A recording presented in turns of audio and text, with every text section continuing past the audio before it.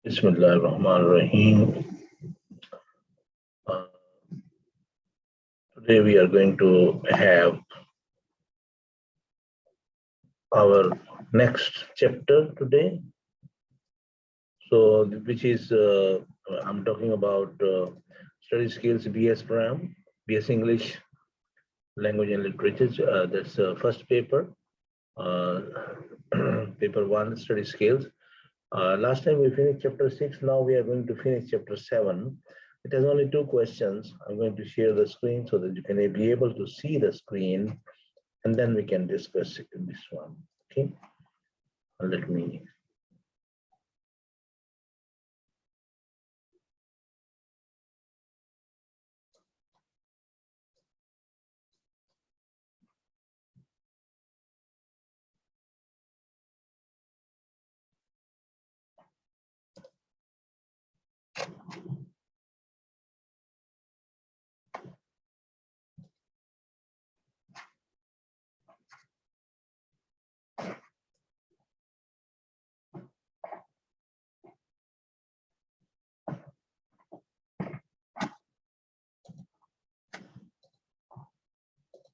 Okay, now you can see the screen now, and you have an idea what I'm going to teach you.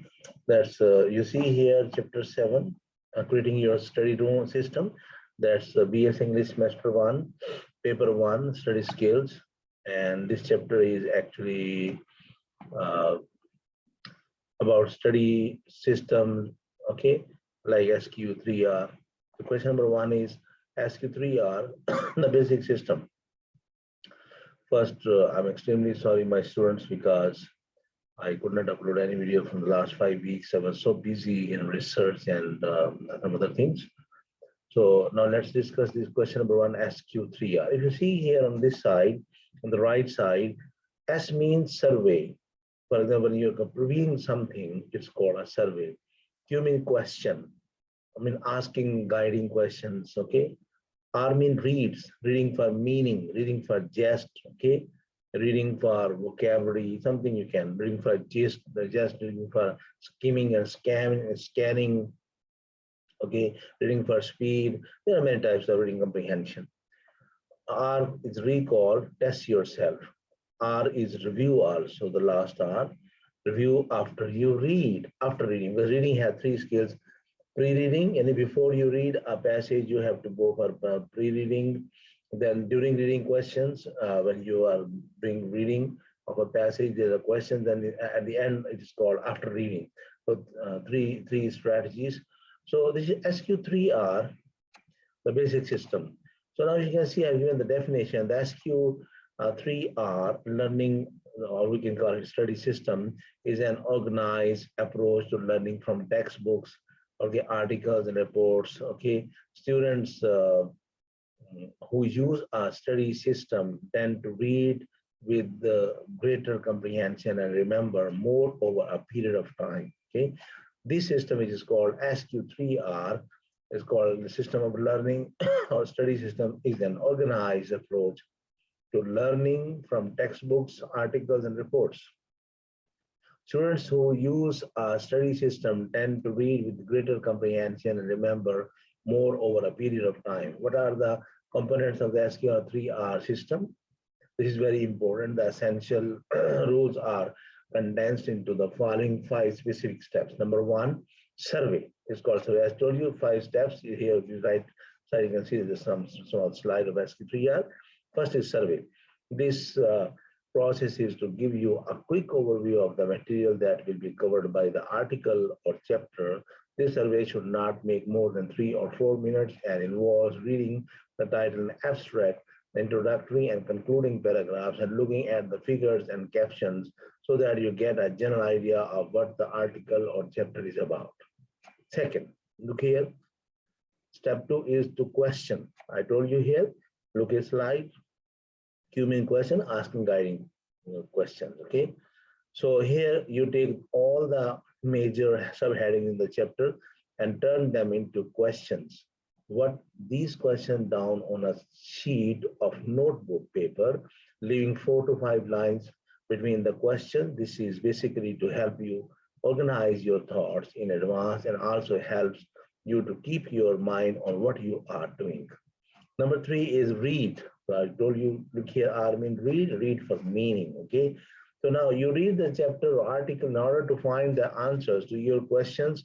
Write the answers in your notebook under your question. As you do this, you are creating a study guide for the chapter that will make literature review easier, make certain that you ask questions that are answered in the reading. If a question you come up with is not answered, then change the question, okay? As you become more proficient at this, you may start to notice an interesting phenomenon. What is the interesting phenomenon? Different types of research, research on a phenomenon or something, you can ask question and then read. You go through reading and you have a lot of interesting things. The questions that make up in your studying may be the same ones that your instructor asks you on exams. In effect, you are predicting exam questions. So fourth one is recite. I showed you recall, okay, test yourself means. It is very important when studying, just say to yourself or to a partner out loud what it is you have just read. The more of your senses that you use while studying, the more likely you are to remember the material if you can find someone else who is interested. Discuss both the materials and your questions. And step 5 is review. I told you review after you read, after reading. Take the study guide that you have developed for the chapter and look it over whenever possible. Don't wait until the last minute. The review can be done in small chunks of time between classes or while waiting for friends. Engaging in short periods of intensive concentration is a very efficient study method. So when we come to the conclusion, the SQ3R system, survey, question, read, recall, and review system, we call it, increase your learning efficiency. The key to this and other learning systems is repetition and then monitoring comprehension. The method involves reviewing the material several times and determining through the use of your study guide and what you do and do not understand prior to moving on. Hopefully, these processes will help you to understand, retain the material for future applications. I mean, the future study also is very helpful for you. Now we come to the question number 2. You see the next screen. Chapter 7, paper 1, study sales, BS English program. Chapter 7, creating your study system. Question number 2, devising your study system. How to devise, stick to a plan. Look, this can tell you the whole story, what I'm talking about. Okay, devising a study plan. How? We have a calendar. A man is here. He is setting the date. This date he will finish mathematics. He will finish English linguistics. He will finish Islamic studies. He will finish Pakistan studies. Blah blah blah.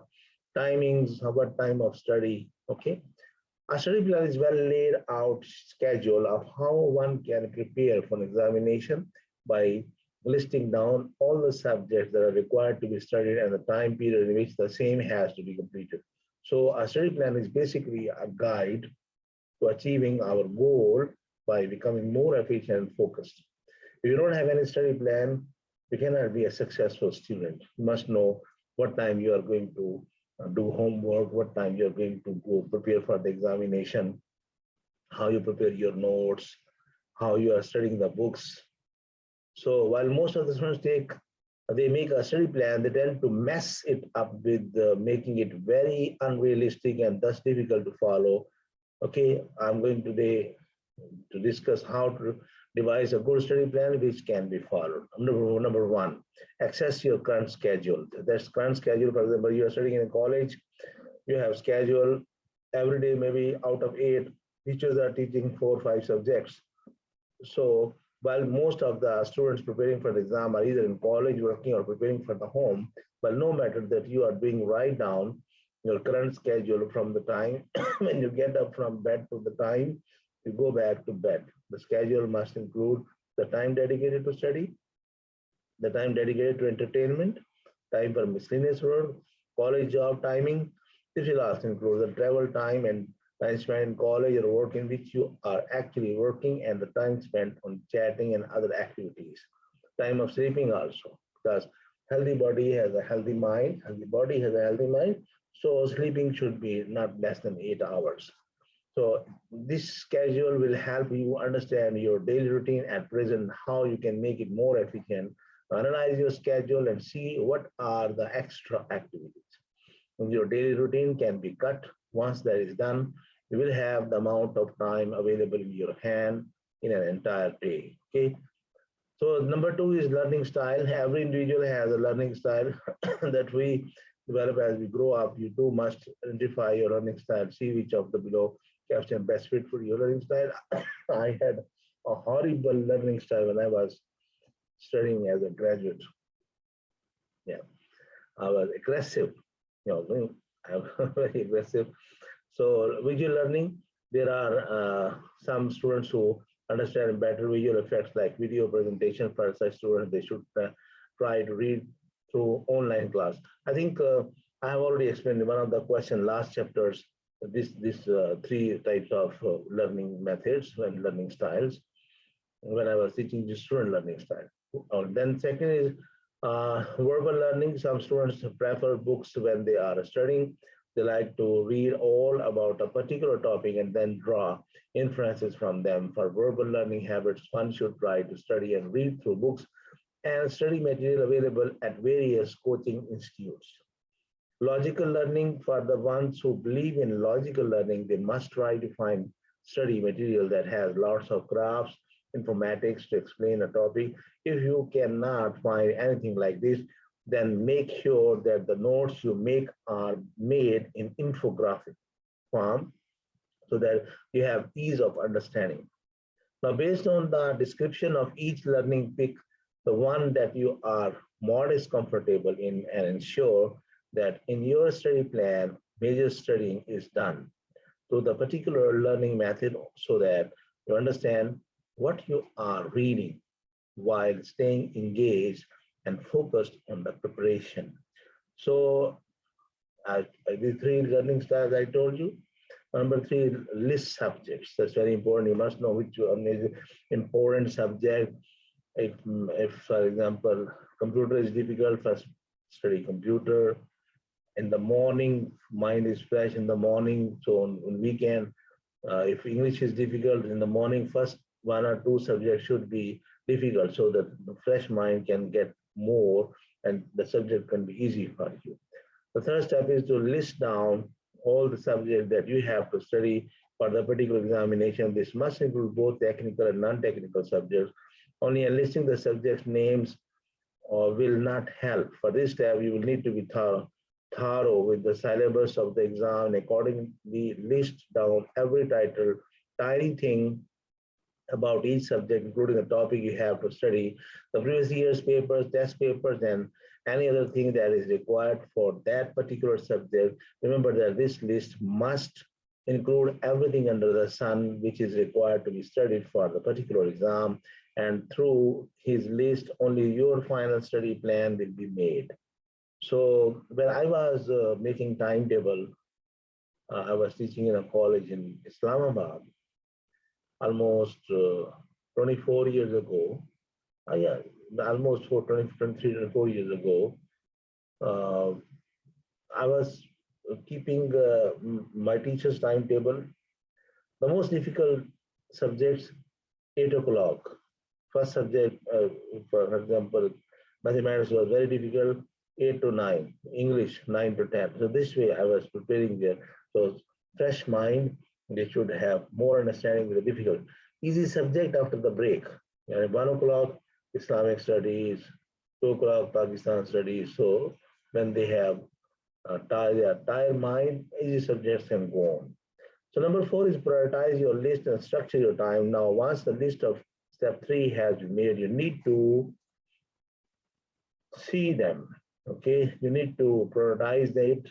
Which priority? I told you the priority, difficult one in the morning and your mind is fresh, easy one after the break. Always remember that the prioritization will not be based on which subject you like and which you don't. Instead, they will be based on their importance in the examination. On careful research of the examination, you will find a year-on-year breakup of each subject and the number of questions that have been asked from that particular subject. Based on this breakup, you know which subject or topics are important and you must keep on priority.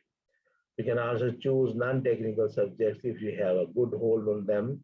Once the subjects have been prioritized, structure your time around these subjects and topics. Your time structure should be such that you neither burden yourself with too much work nor waste too much time. It should be the perfect balance between your studies and the short breaks. Make sure that the study plan you make are realistic. Your current schedule will help you in making a feasible study plan. That's very important. So number 5, I'm discussing make the study plan flexible. How can you make your study plan flexible? Do not be very rigid with your study plan. Like me, I was very aggressive when I was a graduate student in a college, government college. Ensure that it has space to breathe. Some time I was going to play football, cricket. Okay, sometime I was doing net practice in my house for cricket, and I was going sometime to take something in the bazaar. So just to give me some relief. So otherwise, you may have to scrap up the previous plan and spend another 1-2 hours making a new study plan. So keep your plan flexible, ensure to keep enough time for revision of what you have read. So the 5 above steps, as I have told you, will help you devise a perfect study plan, okay, which you can very easily follow in the long run and get closer to your dream each day. And you can finish your targets. Otherwise, without plan, very difficult. Sticking to a plan. Well, lots of students make plans, but still there are such just a few who are able to crack the exam. Others cannot. Why? The big question. Have a wonderful why. Oh, well, there is because not everyone sticks to the plan. Most of the students make a weekly plan and keep making amendments to the plan on a daily basis before they know the external is right on their head and they have still not finalized on the study plan. One need to understand that a study plan is a guide to clear the exam. It is not a cheat code. So instead of focusing too much on making a plan, one should focus on sticking to it. Next is, so you should be very careful. Years of careful research have shown some easy yet effective ways through which one can stick to the study plan. So you have to see here, procrastination is not a friendly companion of students. Procrastination means delay.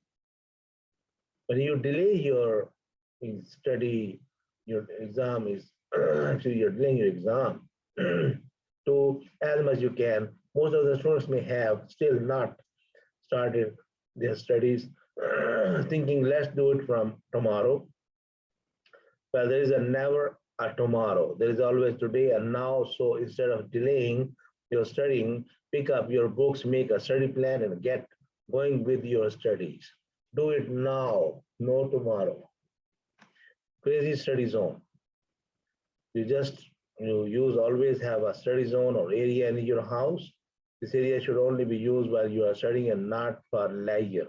Even if you are staying in a single room, ensure that you do not sit on the bed to read or study. Keep a table chair for yourself and let that be your study zone. When you designate a particular spot, your brain understands the importance and it automatically gets into the mood of studying when you sit in your study zone. So have your studying spot, which should be used for and other purposes.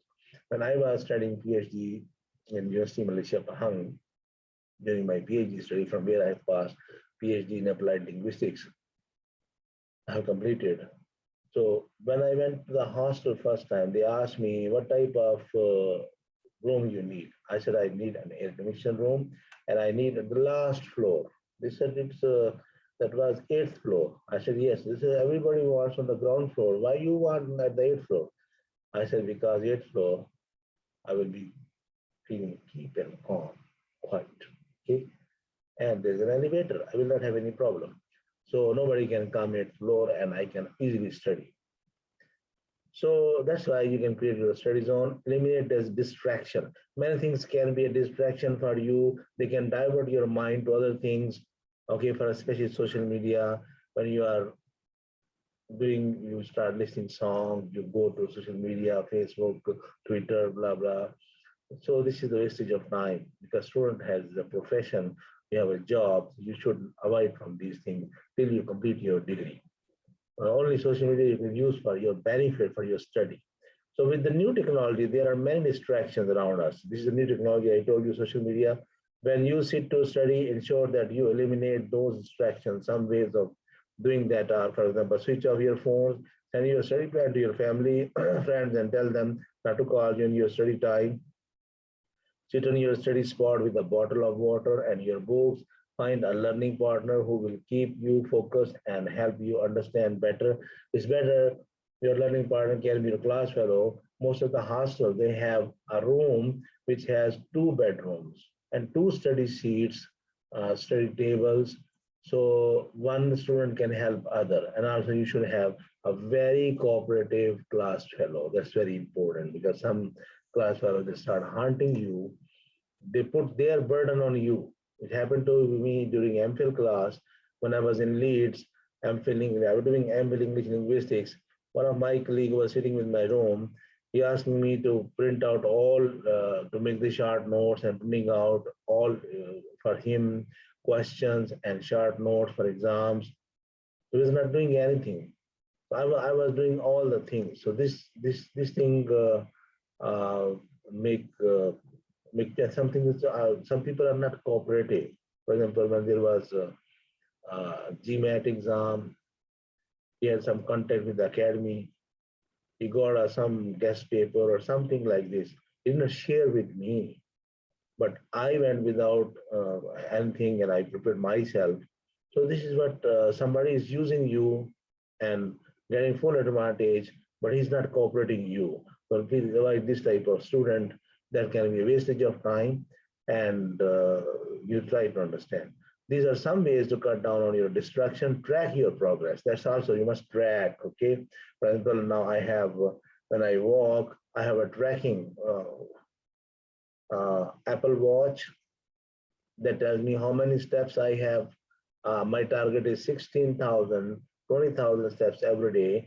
The watch tells me, okay, now you have these steps, you have how many calories you have wasted, how many kilometers you have walked, okay, what is your blood pressure, okay, and if there's a strip, I can also check from the scanning strip, the sugar level and other things. So this is what you see now. That's a track. It's a track of health, okay. But track your progress. Once you start following your study plan, make short-term measurable goals in the line with your study plan and track your progress. This tracking will help you in understanding how well you are doing and if there are any changes that are required in your study plan. Through this tracking progress, you should also reward yourself if you were able to follow the study plan with full efficiency. This reward will motivate you and inspire you to keep going towards your aim and follow the study plan more vigorously. Good sleep. As I told you, 8 hours is the natural sleep for a student, but maybe in some countries like Korea, students cannot sleep more than 4 hours. I saw Malaysian students did not sleep much because there's a lot of pressure of studentship because they are the right nations. They are the right nations, not a Zoom. Okay. So Japan, South Korea, Malaysia, and China also. They are the nations which are progressing day, night, and day by day. So apart from this, all points I told you, the one thing of utmost importance which will help you in sticking to the study plan is getting good sleep. Scientifically, it has been proven that good sleep helps, rejuvenate both the body and mind. So do not get so engrossed in your studies that you compromise on your sleep. While in short term, it may feel really nice, the long term depriving your body of keep can take a toll on your health. So stay healthy, eat well, and stay well. When some of my students now, when I'm teaching in a foreign university, some students in the first lecture, they start sleeping. What I advise them, I ask them, go early to bed and early to rise. Okay. For example, myself, 10:30, I try to go to bed to sleep in my room, so that in the morning I should get up for tahajjud prayer and the morning prayer, and then I should go for a walk that can make my health good. And then with the fresh mind, I can go and take a breakfast. And almost half an hour before I reach my office, uh, even though I have my first lecture start at 8:15, but I reach there almost 7:30, 7:45, and keep my luggage there. I'm trying 15, 20 minutes, 30 minutes before, so I should not be late for any reason. So good sleep can make you active. So then I asked the student, now you cannot learn because you're sleeping in the class because late night you were. So what are you doing? Somebody was watching a movie, and I said, you wasted your time. This movie you can watch on the weekend, not now. So these are some of steps which will really help you in devising a realistic plan and sticking it to during your entire preparation phase. All you have to do is keep the end goal in mind and do not lose your focus. Your end note is to get high class marks in 80%, 85%, or 90% marks you want to get in graduation. You want to be a very good graduate. There can be times when you might feel a little low, but remember, it is very normal. What matters is that you pull yourself back and get going on your path to excellence through your study plan. That's all for today, and thank you very much for your wait. You waited a few weeks because I could not upload any video because I was busy. And this is chapter 7 we have finished today. Next video will come for chapter 8. Don't forget to subscribe this channel. And there's good news for because I have a lot of emails and a lot of people they ask me on Facebook, the Applied Linguistics group, which is providing you these videos, free videos. Education is the right of everybody. So many students now are started asking, teacher, you are Dr. Khalid, you are uploading video for BS English Language and Literature, both programs, but you're not uploading for us BS English Linguistics. These students are asking me questions. So the good news for them, I will try to have some videos because I'm very busy in my job and research. I'm also busy in research. So that's why I have very less time, but I will try my best to do it for BS English Linguistics program also. So they should get the first one, their BS English program, first semester, first chapter. As I started for BS English, and Literature, Language and Literature, I started the first one, study skills, first semester, first paper. Same I will start for BS English Linguistics students, first semester, first paper. Inshallah, very soon. Have a nice day. Do not forget to subscribe the channels. And have a nice day. Thank you very much. And bye bye, my good students.